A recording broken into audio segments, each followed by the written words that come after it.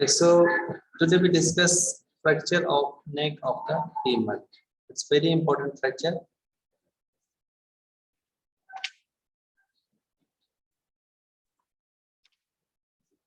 You know the longest bone in bodies. Which one is the longest bone? Femur. Okay, femur, and it attached to कहाँ पे होती है? Sir इसलिए बोला hip bone का bone से कहाँ पे? नीचे कहाँ पे? You know, I think you all know about the femur. It's longest bone vertically, and it has basic the three basic structure: head, neck, and shaft. And in the shaft below there is a condyle, two condyle, lateral condyle and medial condyle, which articulates with the tibia below, and upper there is two trochanters, greater trochanter and lesser trochanter. So these are the basic landmark for attachment of the some group of the muscles. So as this is the longest bone and this attached from hip bone scapula, and it's almost complete body weight comes to this neck of the femur. That's why usually when this bone become weak, either the patient is receiving a severe trauma, so in that conditions it will fracture. So usually the femur, when we call the femur neck fracture, then there is two things, means just like in the Coolidge fracture, we say any fracture in the wrist, usually conventionally understand it is a Coolidge fracture, but there is difference. There is a Coolidge fracture and a Smith fracture. There is a little bit difference. So similarly here, the conventionally the term used for the fracture neck femur, it is for the intracapsular fracture. Though the extracapsular, in the neck of the femur, this area the fracture occurs divided into two types: the intracapsular and the extracapsular. The intracapsular means the fracture occurs from the proximal to this greater trochanter, including this anatomical neck and the head.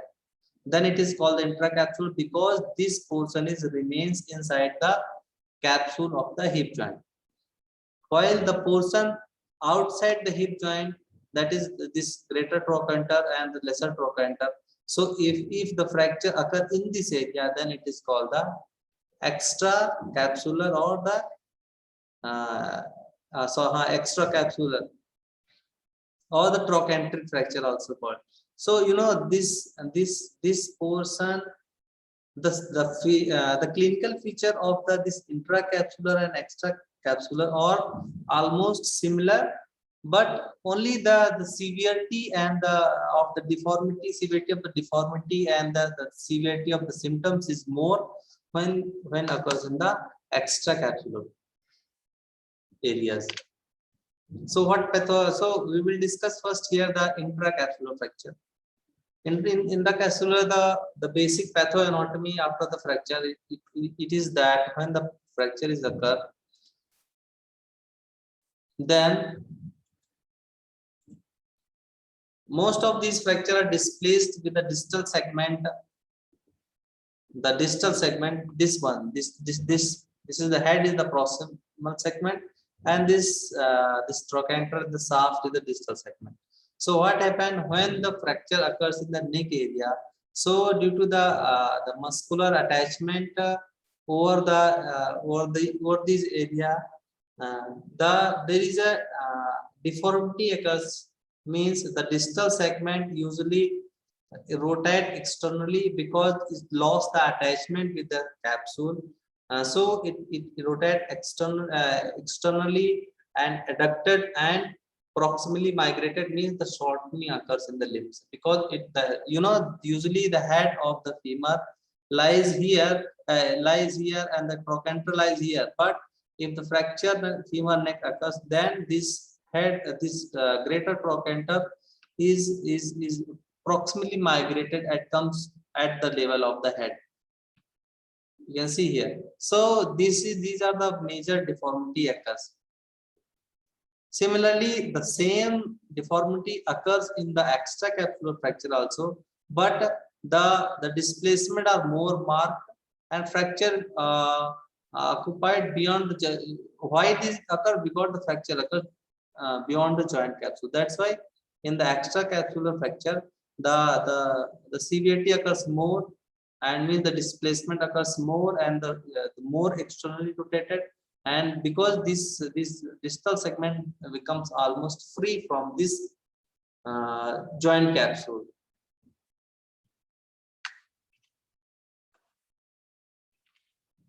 The classification of the intracapsular fracture, it is classified on the basis of that three classification: anatomical, Powell classification, and Gardner's classification. Anatomical means the fracture line is present in different anatomical areas, so we classify on the basis of that. And the Powell classification and the Gardner's classification, these are based on the radiological features as well as the angle of the fracture from the horizontal line. So one by one we discuss the anatomical fracture. So here the anatomical fracture is there, means the fracture line depends on the fracture line. The name is given on the basis of the fracture line area of where the fracture occurs. So that's sub. You can see the first subcapital. Subcapital is the fracture which occurs just below the head. When the fracture line is present just below the head, then it is called subcapital. Transcervical is, the name itself suggests that cervical means the neck, means when the fracture occurs in between the neck, so then it is called the transcervical.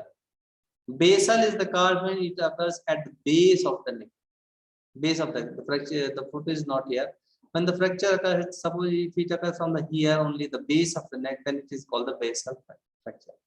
Intertrochanteric fracture is there. You see, this is greater trochanter, lesser trochanter. If the fracture line is here, then it is called the intertrochanter fractures. In intertrochanter, this is greater trochanter and lesser trochanter. If the fracture line occurs here, then it is lesser trochanter, it is greater trochanter. When the fracture lines occurs just below this lesser trochanter, then it is called the subtrochanteric, means below the trochanters. So these are the anatomical classifications based on the fracture line present in the anatomical positions. The Powell classification is the base on the fracture line.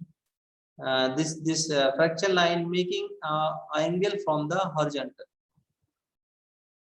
An imaginary horizontal line is drawn, and you see the angle of this fracture line from this horizontal line.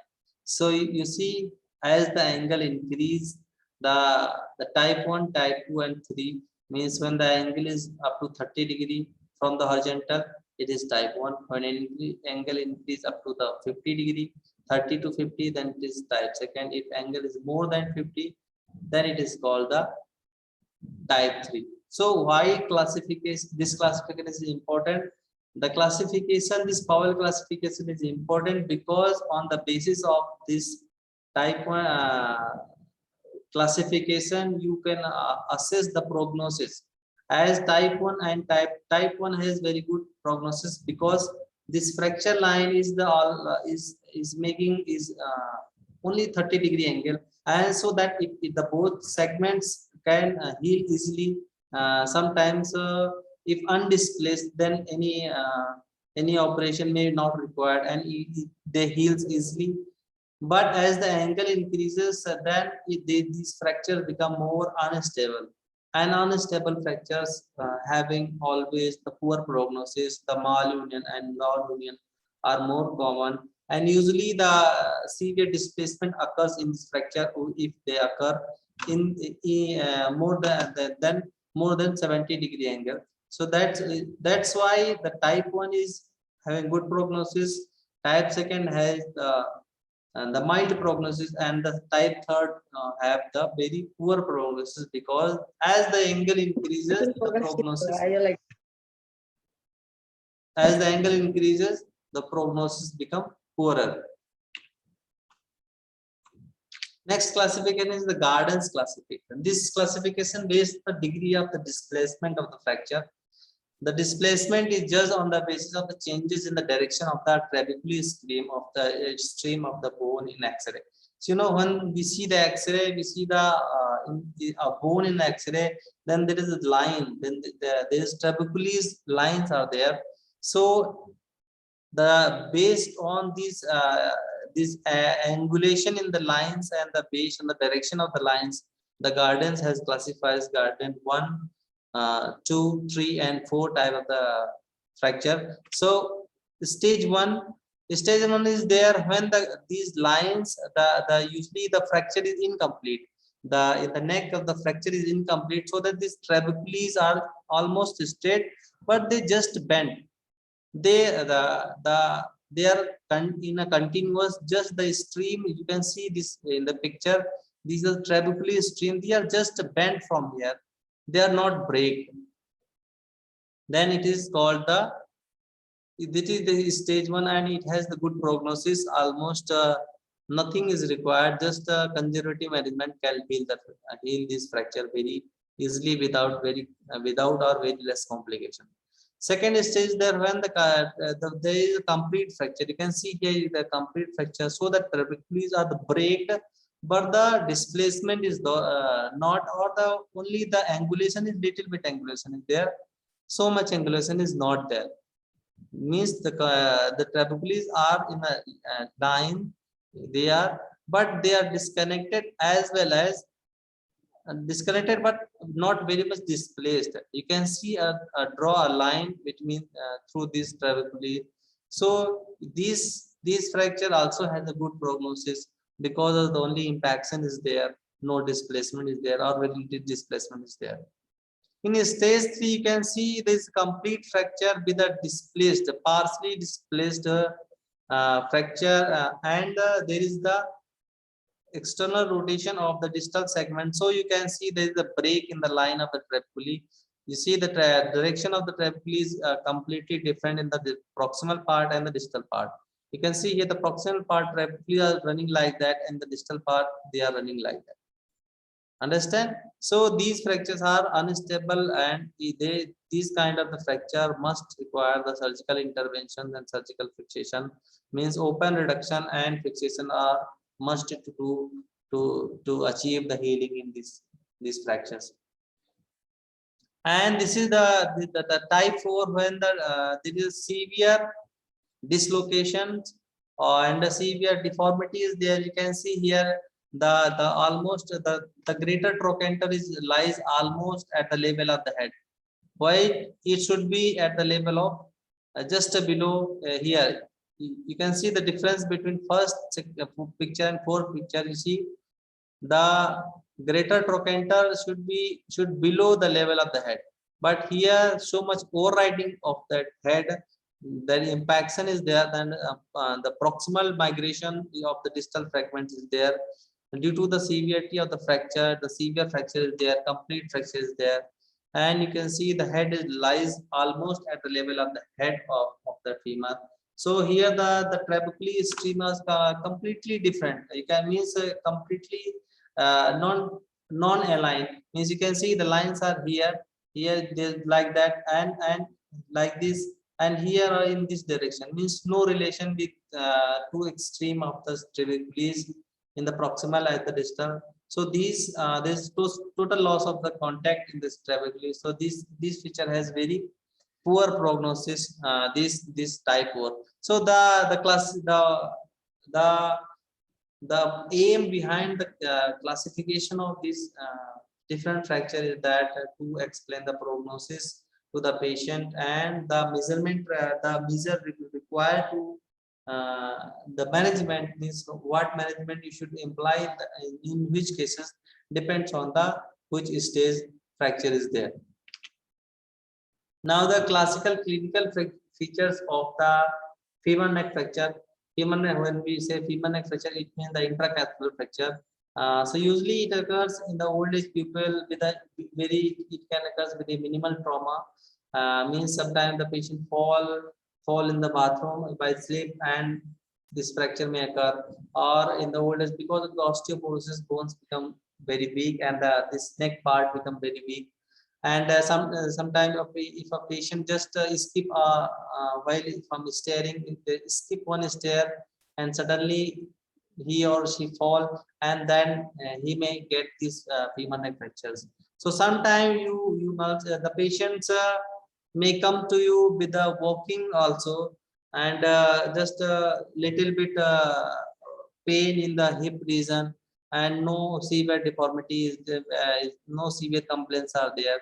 So in the old age kid, but in young age, if the patient having the femur neck fracture, it must have receiving a great amount of trauma, great amount of force to break that bone. So the major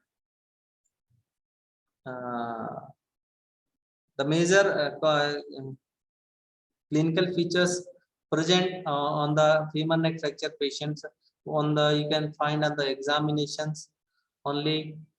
Sometimes in old age patients, patient may not have severe complaint, any complaint, and just a little pain and unable to bear the weight. So you that can diagnose only because of the impaction or and very or minimal displacement, so that the patient is not able to have the severe pain, and only just little pain is there, and the pain but unable to bear the weight, and shortening is the main feature. So on the examination you find that the typical deformity, that adduction, external rotation and shortening of the limb. You can see in the picture this leg is externally rotated and little shortening, and adduction means in the line of the midline of the body, toward the midline of the body. So adduction, external rotation and shortening is the main classical presentation of the patient with the femur neck fracture. On the examination, you find that little bit tender in the groin regions. Patient have the uh, painful movement in the hip joint. So the Faber test means flexion, abduction, and external rotations. This test is not possible in this patient. An active SLR test is also not possible. If you ask the patient to do active SLR, means to lift his leg, then patient will not be able to do that because his femur neck is fractured, and so the active SLR is not possible in that patient. Understand? So these are the classical feature of the femur neck fractures. Here we had just the comparatively mentioned the difference between intertrochanteric and extratrochanteric fractures. Means intracapsular or the extracapsular fracture. So in the extracapsular fracture this or intertrochanteric fracture usually occurs after the 60 years of the age, and in the femur neck fracture occurs after the 50 years of the age. Sex wise, the females are more receiving the intracapsular fracture, while the males have more receiving the intertrochanteric fractures. Injury, this occurs the femur neck fractures usually occur with the trivial trauma. Severe trauma is not required, while the intertrochanteric always require a severe amount of the significant trauma, roadside accident or the fall from height. In the patient with the femur neck fracture may able to walk with the impacted fractures, but while the intertrochanteric fracture patient may not able to walk. Pain, swelling, and tenderness are minimal in femur neck fracture, while severe in the intertrochanteric fracture. External rotations less than 45 degree in the femur neck fracture, while in the intertrochanteric fracture more than 45 degrees. The shortening is less than 1 inch in the femur neck fracture, while in the more than 1 inch in the intertrochanteric fracture. So I already discussed that the intertrochanteric fracture have the almost similar feature of the femur neck fracture, but the only the severity is more, and the deformity is more. Here you can see the more shortening, more external rotations, more pain, more trauma, more force is required to take this. Then the radiological finding, you can diagnose the fracture very easily with this classical picture, as well as you may require the X-ray to diagnose. So always take the X-ray of the both hips. You can see the break in the cortex of the neck, and due to this external rotation, you see, in the normal hip joint X-ray, the lesser trochanter is very very less visible. You can see only some part of the lesser trochanter you can see just behind this femur, but when it is externally rotated, so now the lesser trochanter become more obvious and more prominent due to this external rotation. This is also a feature of this femur neck fractures. And overriding of the greater trochanter, so that it lies at the level of the head. This you can see, this head should be below from the head. This head, greater trochanter, should be below from the head, but now after the fracture, this this complete distal segment is proximally migrated, so that the head lies at the level of the femur, and breaks in the trabecules and the breaks in the sentence line. Sentence line is there, that in the imaginary line. You can see here this blue line. This is an imaginary line which lies from this ischium and is continuous in the neck of the lower part of this inferior part of the femur neck. So you can make a smooth line. This is called a sentence line. Just there is no original any line, just draw a line in X-ray. So if you able to draw a line like that, a smooth line, starting from the lesser trochanter and through the neck, below the inferior surface of the neck of the femur and through this ischium, then it is called the sentence line. If sentence line is maintained, that means there is no fracture in the femur neck. If sentence line is break, just like here, you can see you cannot maintain a single line, because up to here this is, and now this same is here. So if the sentence line is break, it means it is clearly indicated that that is the case of the femur neck fracture. That's a very much important radiological finding in the femur neck fracture. The treatment, the term for the femur neck fracture is also used the unsolved fracture, because it has a high rate of the complications, and the two major reasons which makes this fracture more complicated. First, the impaired blood supply of the proximal segment, because the proximal segment receive the blood supply through this distal segment. So sometimes while the breaking this neck, the connectivity is lost, so the blood supply of one fragment is almost nil or very less. So that's why healing is very poor and so much complication. Second thing is, it is very difficult to achieve the full reduction and maintain that reductions, because one segment is very large and other segment is very small. When the two fragments of the bone are almost equal, then it's very easy to maintain the alignment in these while the reductions and the maintaining that. But here the head is very small and the distal segment is very large. That's why it's very difficult to obtain as well as maintain the reduction reduction in that position. That's why it has so much complications and very difficult to treat that conditions. So this is the flow chart. By this you can just have an idea how you should manage the femur neck fracture. So if you just see this flow chart. If you got the femur neck fracture, first on the X-ray, say if it is undisplaced or displaced. If it is undisplaced, then do the conservative management. Conservative management is nothing, just a close reduction, and close reduction by the manipulation, and maintaining that position by the traction, skin traction or the skeletal tractions. Either you may require some screw to fix that that head through the neck. So these screws are usually inserted from the greater trochanter through the neck. Usually 3 screws are fixed.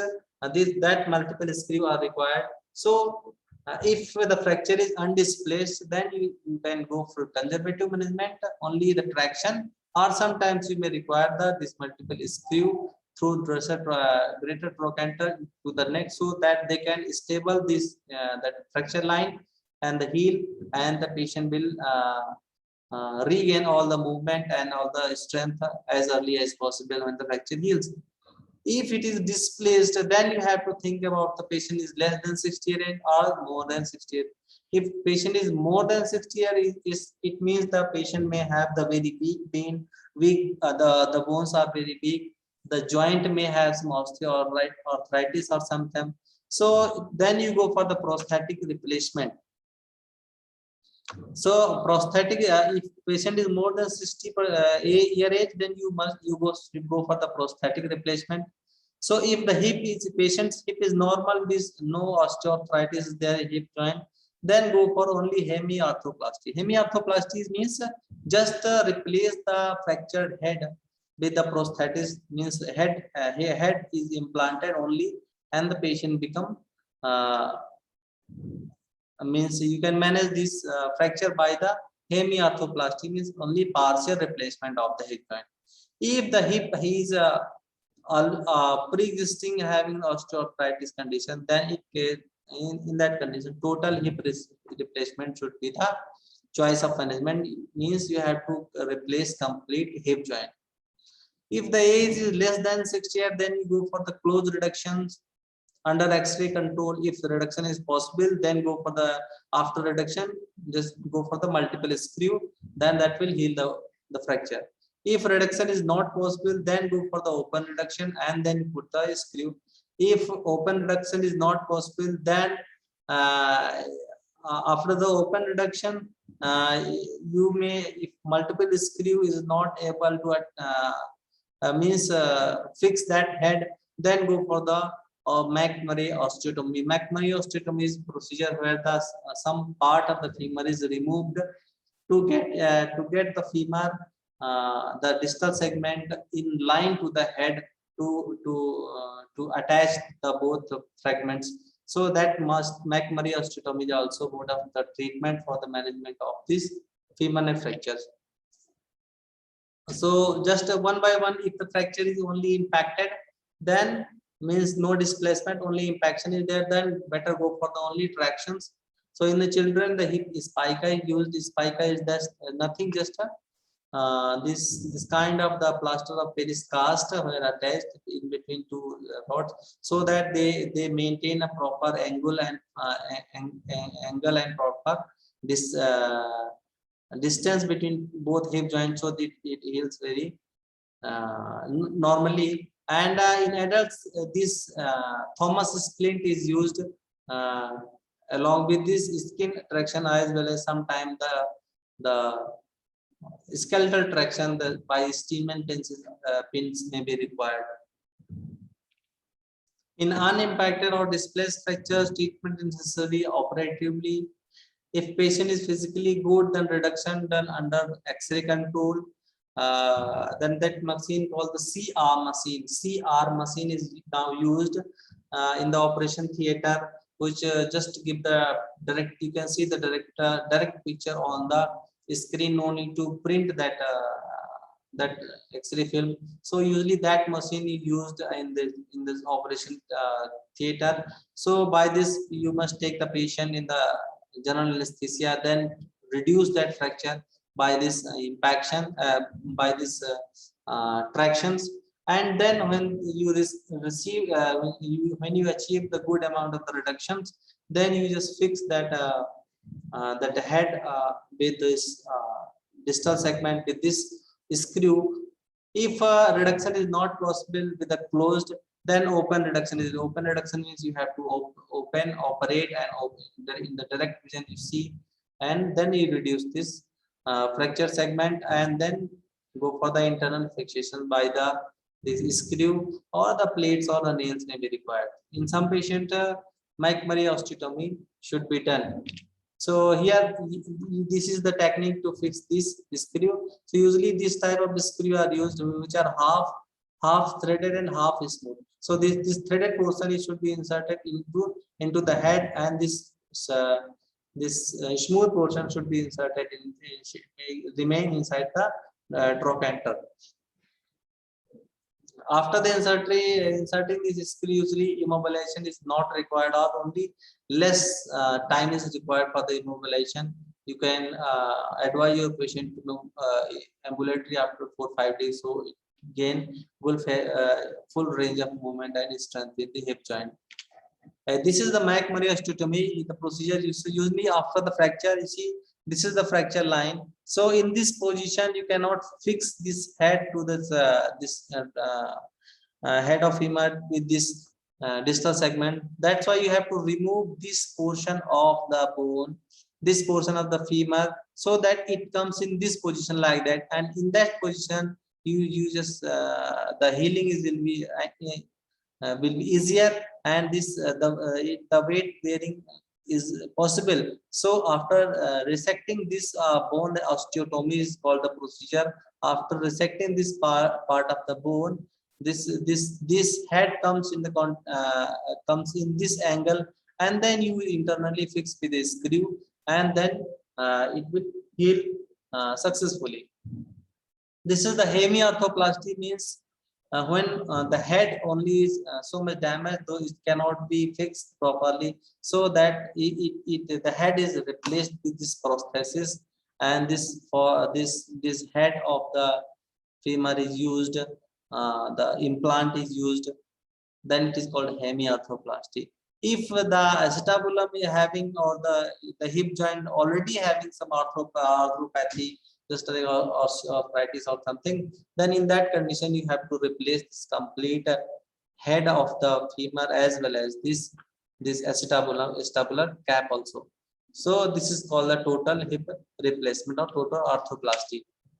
This Myers procedure is also one kind of the procedure where after the osteotomy, some muscular flap is used used and attached, along with some part of the bone graft is attached to the head as well as the neck part. So they get the strength to that portion and reduce the complications and the risk of the non-union in the femur neck fractures. The treatment of femur neck fracture, where case presenting very late, only means when the patient comes to you very late, then we first see the old patients. Then if the patient is old, then you means sometime patient comes to you very late, after 1 month or 2 months, because the symptoms are not very severe, basically in old age.